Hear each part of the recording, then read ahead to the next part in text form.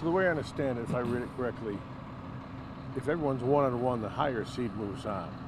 So you got to win 2 games, right? We got to win 2 games to move on. Yeah, Okay. yeah. So that's the new format in the tournament, and because we're the lowest seed, we don't have the tiebreaker with anybody. So yeah, we need to go 2-0.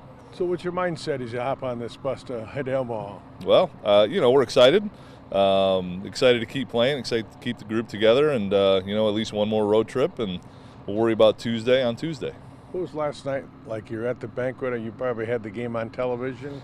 Well, I think everybody had the game on their phones, Okay. for sure. I feel sorry for those first couple seniors that were giving their speeches because I don't think anybody was paying attention to them. That game ended maybe about a half an hour in, and obviously, everybody was really excited. And, again, it's an opportunity to keep this group together and at least one more road trip and, get to experience that environment, which is one of the goals at the beginning of the year. The rules say top 12 get in. So if you get in, you get in, and that's you just move forward, right? Well, that was the message. Once you get in, anything can happen. And I like our pitching. You get into that situation and you play well for 2 days, and you can advance to the semis, and then it's single elimination, and who knows? So, it's coach talk, of course, and you worry about the first one, and you got to win the first one first. But I like our pitching. I like our bullpen.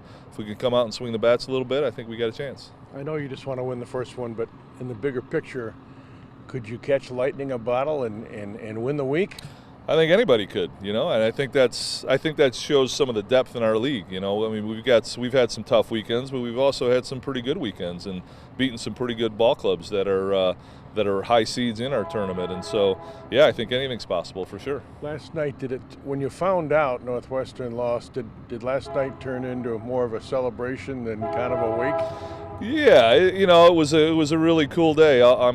Just the way that we won the game, was so happy for our guys and the resolve that they showed. And as soon as we left the park, obviously we started looking at the scoreboard and saw UCLA had a lead, and for us that was obviously good news. And so just kind of watching it all play out, and it's probably similar to your kids, right? You love to have watch your kids have fun and enjoy things and have success. And, I kind of felt like that. Our staff kind of felt like that last night, too. You get a chance to watch these guys celebrate and, really enjoy themselves at the banquet, and then, see some of the fruits of their labor and accomplish one of the goals at the beginning of the year. So it was a cool night.